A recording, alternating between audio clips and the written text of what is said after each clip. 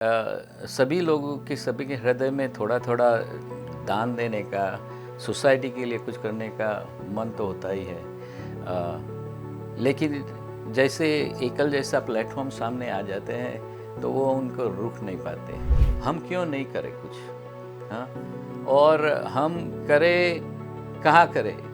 तो बोले कि अरे देश में है ज़रूरत तो वहाँ करें। तो सब एकल को देख के they are excited what I say. तो जब भी जब भी जुड़ा तभी तो इतना ही पता था कि भाई एकल एक एजुकेशन संस्था है, इसीलिए मैं जुड़ा था उनके साथ। बाद में जब भी मैं उसके साथ काम करने लगा तो पता चला कि एकल की पहुंच कितनी है अपने देश में। अपने देश में about 60% population rural tribal area में रहती है। अगर देश को ऊपर लाना है तो वहाँ ही हमें काम करना है, उन लोगों को समृद्ध बनाना है। हम 18 साल से गए अमेरिका में, लेकिन वो जो 18 साल यहाँ गुजारे तो वो जो मातृभूमि का बंधन है वो तो छूट नहीं सकता।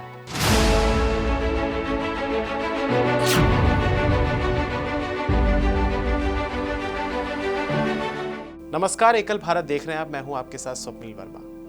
एकल अभियान लगातार देश भर में 5 आयामों की शिक्षा को प्रदान कर रहा है, चाहे देश के गरीब वर्ग हो, वंचित तबका हो या वो समाज हो जो कि देश के दूर सुदूर इलाकों में रहता है, दुर्गम क्षेत्रों में रहता है, जहां तक जो बुनियादी सुविधाएं हैं उनका पहुंचना काफी ज्यादा कठिन होता है। इसी कड़ी में एकल अभियान ने ये बीड़ा उठाया है, ये दायित्व स्वयं से लिया कि हम तमाम बच्चों को जो हमारे भारत की भावी भविष्य पीढ़ी बनेंगे उनको शिक्षित किया जाए। और ना सिर्फ भारत में बल्कि भारत से 7 समंदर पार यानी कि अमेरिका में भी इसी अभियान को कुछ खास लोग, हमारे दानदाता आगे बढ़ा रहे हैं। आज के इस विशेष कार्यक्रम में हम आपकी मुलाकात कराएंगे एक ऐसे ही व्यक्ति से, एक ऐसे ही दानदाता से जो कि एकल को लगातार अपना सपोर्ट कर रहे हैं, ताकि एकल अभियान ना सिर्फ भारत में बल्कि अमेरिका में भी और दूर जो देश हैं तमाम हमारे वेस्टर्न एरियाज में भी फले फूले। योगेश पटेल जी हमारे साथ हैं, जिनको प्यार से लोग योगी जी भी कहते हैं। सर, पहले तो बहुत स्वागत है आपका। नमस्कार। नमस्कार जी। आप योगेश जी, आप अमेरिका से आए हैं और भारत यहाँ पर आए हैं। जी हाँ। और काफ़ी दिन आपको हो गए भारत में। एकल अभियान का आपने कार्य देखा, किस तरीके से आप देखते हैं कि एकल अभियान ना केवल देश में बल्कि आपके अमेरिका में भी काम कर रहा है? ये चीज़ क्या है कि सभी लोगों के सभी के हृदय में थोड़ा थोड़ा दान देने का, सोसाइटी के लिए कुछ करने का मन तो होता ही है।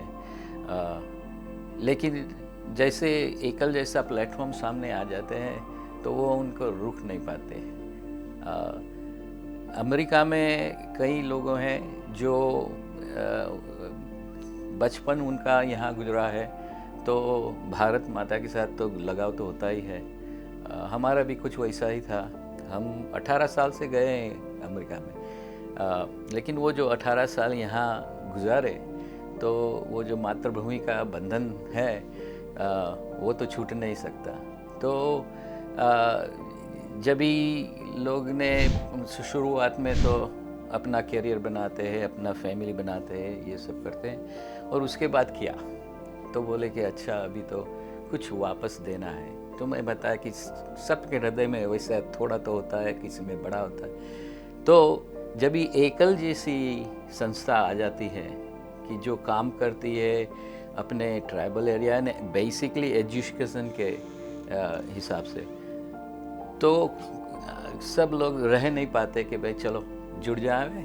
और दूसरी चीज़ है कि एकल संस्था भी काम बड़ा, हम बोलते हैं एफिशिएंटली करती हैं, कम ओवरहेड में, सभी जगह इतना काम करती है। 80,000 से ज़्यादा स्कूल हैं, तो इसीलिए मैं तो जुड़ा हूँ, मेरा फैमिली भी जुड़ा है, लेकिन अमेरिका में बहुत लोग इससे जुड़ गए। सर, इसी के साथ मैं कंटिन्यू करूँगा कि जब आप इंडियन डायस्पोरा जो वहाँ रहता है, जो इंडियन कम्युनिटी के लोग रहते हैं, जब आप उनको बताते हैं कि हम एकल अभियान के साथ हैं, फिर वो पूछते होंगे कि एकल अभियान करता क्या है, तो सब आप ऐसे ही बताते होंगे, तो उनका रिएक्शन क्या होता है, क्या प्रतिक्रिया रहती है उनकी? एक तो चीज़ है कि जो एजुकेशन बेस्ड संस्था होती है ना, उनसे अमेरिका डायस्पोरा में, इंडियन डायस्पोरा में बड़ा लगाव होता है, क्योंकि कई लोग वहाँ एजुकेशन के लिए गए थे और वहाँ उन्होंने वो उनकी कर्म भूमि बना दी। तो वो बोले कि अभी कुछ देश के लिए करना है। जब मैं बताया कि ये डायस्पोरा अभी है हमारी उम्र के, बिल्कुल। तो वो यहाँ बड़े हुए थे तो वो तो लगाव था ही उनका। तो एक तो चीज़ है कि सभी जगह सब लोग चैरिटी को पैसे देते हैं, चर्च वाले देते हैं। मेरा तो हिसाब था कि अच्छा वो भी देते हैं, काम करते हैं, हम क्यों नहीं करें कुछ। हाँ, और हम करें कहाँ करें, तो बोले कि अरे देश में है ज़रूरत तो वहाँ करें। तो सब एकल को देख के they are excited what I say to donate for एकल, और जो वॉलंटियर बेस है कि भाई काम भी करें एकल के लिए। सर, एकल अभियान लगातार जो शिक्षा प्रदान कर रहा है बच्चों को, उसमें एक मुख्य फोकस रहता है कि हम संस्कार शिक्षा प्रदान करें। एक कोटेशन भी है, मेरे ख्याल से आप भी कई बार इस्तेमाल करते होंगे, कि अगर व्यक्ति की दशा हमें ठीक करनी है तो उसे सही दिशा, सही डायरेक्शन देनी जरूरी है। तो आप कितना महत्वपूर्ण देखते हैं कि वैल्यूज़ का किसी भी इंडिविजुअल में होना? नहीं, वो तो बहुत महत्वपूर्ण है कि जो अपने एकल में व्हाट अंग्रेजी में बोलते हैं वैल्यू एजुकेशन, संस्कार शिक्षा जी। क्योंकि आप पढ़े लिखे तो बहुत है, लेकिन अगर संस्कार नहीं होता तो उसका कोई मतलब नहीं होता। हाँ, तो इसीलिए उसका बड़ा इम्पोर्टेंस होता है। एंड एकल बड़ी अच्छी तरीके से वो संस्कार शिक्षा करे। मैं तो गया हूँ कई गांव में, मिला हूँ अपने एकल के विद्यार्थियों, और जो उनकी संस्कार शिक्षा वो प्रदान करते हैं, उससे पता चलता है कि हाँ, ये तो बड़ी इम्पोर्टेंट चीज़ है। और इसी से वो एजुकेशन भी लेते हैं, लेकिन अच्छे नागरिक बनेंगे संस्कार शिक्षा के लिए। एक चीज़ और सर मैं आपको बताना चाहूँगा, आपने देखा भी होगा कि हमारे जो स्कूल्स होते हैं मोस्टली वो नेचर से कनेक्टेड होते हैं। हाँ, हाँ। पेड़ के नीचे कहीं लग गया, या बहुत ज़्यादा हो गया तो किसी कमरे में लगा, लेकिन वहाँ पे एसी नहीं होता, यानी कि पर्यावरण फ्रेंडली भी होते हैं, इको फ्रेंडली भी होते हैं। एक सवाल सर मेरा और यहाँ पर इससे आया कि मैं आपके बारे में जब पढ़ रहा था तो मुझे पता चला कि आप केमिकल इंजीनियर भी हैं। हाँ, हाँ। तो सर, केमिकल इंजीनियर से आज आप इस फील्ड में आए, व्हाट मोटिवेट्स यू? किस चीज़ से आपको प्रोत्साहन मिला कि आप एकल के लिए कार्य करें? अब केमिकल इंजीनियरिंग से तो मैं कुछ नहीं कर सकता हूँ कि कैसे एकल के साथ लगा हुआ। हाँ, एकल की जो एनवायरनमेंट, जो स्कूलें हैं पेड़ के नीचे, आंगन में, ये सब है। क्योंकि हम काम करते हैं अपने ट्राइबल और रूरल एरिया में, छोटे छोटे गांव होते हैं। एक चीज़ मैं देखी कि जो स्कूलों और प्रोजेक्ट्स में मैं गया हूँ, वो गांव बड़ा स्वच्छ होता है। वो अपने जगह जो होती है वो बड़ी स्वच्छ रखते हैं। तो वो जो एनवायरनमेंट के लिए अरे मैं एक तो परमाड़ी गांव में भी गया था, वो जो आदर्श गांव है परमाड़ी गांव, तो उसमें तो उन्होंने बीड़ा झड़पा था कि पूरे गांव में स्वच्छता होगी। तो मैं वहाँ गया था तो दो देख के मुझे ऐसे भी हुआ कि यार यहाँ तो टूरिज़्म करना चाहिए। लोगों को बुलाओ, 3-4 दिन रहो गांव के लोगों के साथ। तो that was a very good environment for people. Not, मेरे केमिकल इंजीनियरिंग से उससे कुछ लगाव नहीं है। मैं तो केमिकल इंजीनियर किया, उससे तो क्या करते हैं, केमिकल बनाते हैं। हाँ।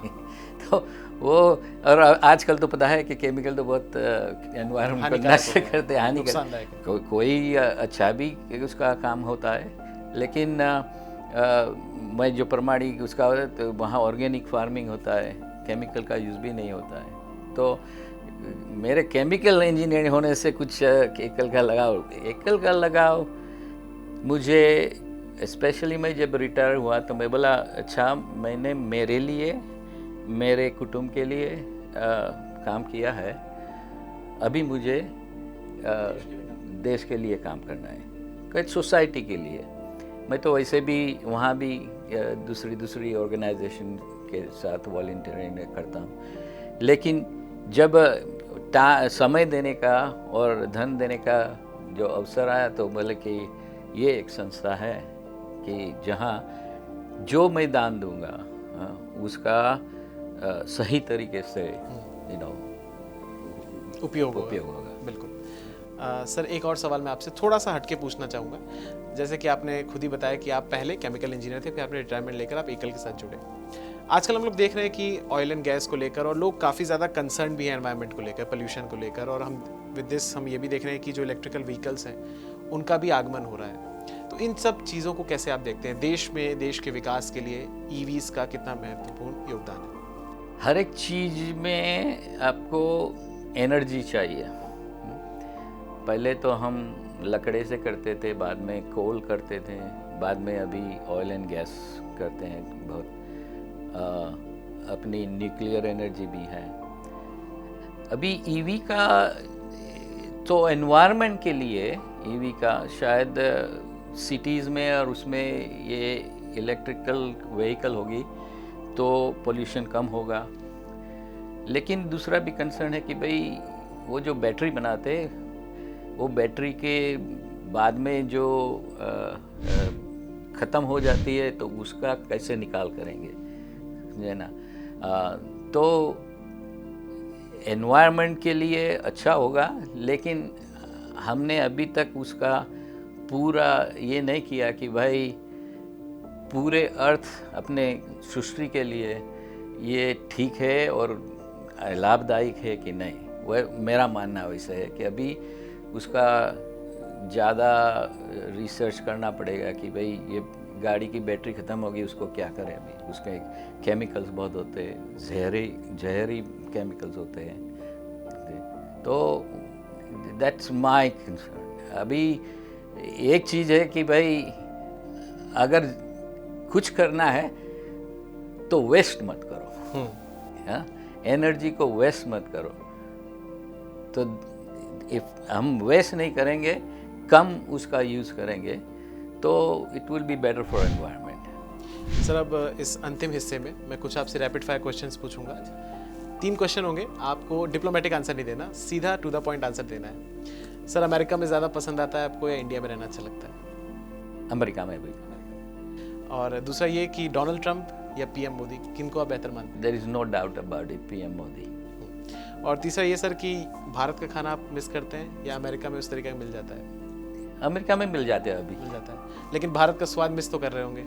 अभी भारत का भी स्वाद आने लग गया है, क्योंकि अपने भारतीय बहुत हो गए और भारतीय अपने खाने बनाने वाले रेस्टोरेंट वाले वो अभी देख रहे हैं कि अपना डायस्पोरा इतना बड़ा है कि मैं ये करूँगा तो मुझे दूसरे डायस्पोरा से डिपेंड नहीं करना पड़ेगा ये रेस्टोरेंट चलाएं। पहले क्या होता था कि भाई रेस्टोरेंट चलाएं तो बोले खाली इंडियन डायस्पोरा आएंगे तो मेरे पैसा नहीं बनेंगे, तो थोड़ा अमेरिकन भी आवे तो खाना थोड़ा वो लोग बदल देते थे, थोड़ा फीका करते थे ये वो। लेकिन अब इतना बड़ा डायस्पोरा है सपोर्ट करने के लिए बिजनेस को, तो अभी अभी जो आती है तो सब कहीं कहीं यहाँ जैसी ही होती है। यानी पूरी इंडियन क्विजीन वहाँ पे आ चुकी है। इंडियन क्विजीन आ रही है। ओके सर, अंत में मैं आपसे ये रिक्वेस्ट करूँगा कि जो हमारे दर्शक देख रहे हैं, आप उनको क्या कहना चाहेंगे कि जिससे वो प्रेरित हो, मोटिवेट हो कि वो एकल के साथ जुड़ें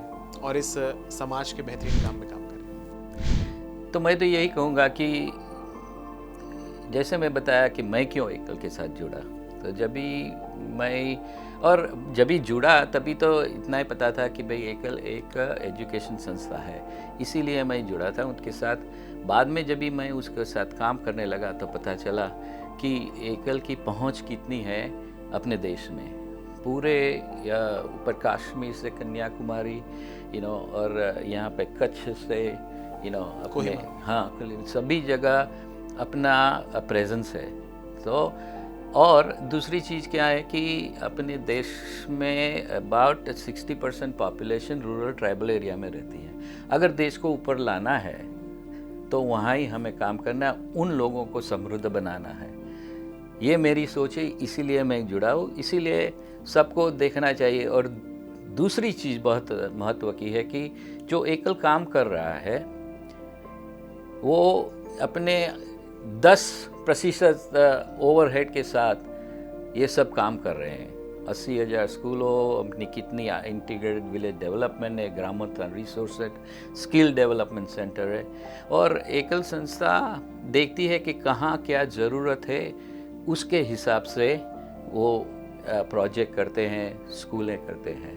तो इसीलिए अगर आपको किसी को भी कि भाई हमें कोई संस्था में दान देना है, तो ये एकल को देख लो। हमारी वेबसाइट भी है, तमाम सोशल ekal.org। Media platform. वहाँ आप जाओगे तो पता चलेगा कि एकल क्या क्या काम करे।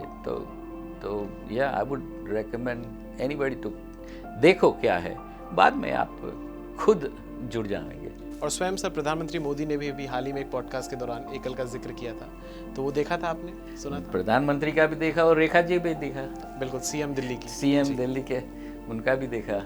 हाँ। सो सर बहुत बहुत धन्यवाद आपका। आपने बहुत ही सुंदर तरीके से ये बताया कि एकल किस तरीके से देश भर में काम कर रहा है, और विदेशों में आप लोग एकल के एक तरीके से राजदूत बनकर एकल के कार्यों को, उसके प्रयासों को आगे बढ़ा रहे हैं। अपना कीमती समय देने के लिए बहुत बहुत धन्यवाद सर, और हम यही उम्मीद करते हैं कि आप दर्शकों को ये कार्यक्रम पसंद आया होगा। फिर से बहुत ही जल्द ऐसे ही दानदाता के साथ हम आपके साथ जोड़ेंगे, जो कि आपको बताएंगे कि किस तरीके से एकल न सिर्फ देश में बल्कि दुनिया भर में लगातार सामाजिक कार्य कर रहा है, और देश का जो वंचित समूह है या वो लोग हैं जिनके पास मूलभूत सुविधाएं नहीं है, उन तक पहुंचा रहा है वो चीज़ें जो कि उनको सशक्त और मजबूत बनाएंगी।